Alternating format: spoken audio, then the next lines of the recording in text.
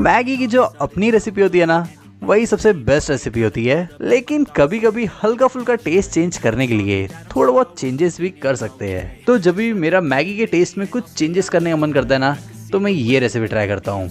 देखो, एक पैन में बहुत थोड़ा सा तेल लिया है, लगभग 1 छोटा चम्मच, जिसमें मैंने डाल दिया है 2 छोटे चम्मच लहसुन और चिली फ्लेक्स। फिर उबले हुए मैगी नूडल्स डाल देंगे, साथ में मैगी का मसाला, और इन्हें भी मिक्स करके मैंने डाल दिया है हरी धनिया। हरी धनिया को मिक्स करके मैंने इसे निकाल लिया है। और अगर वीडियो पसंद आई तो वीडियो को लाइक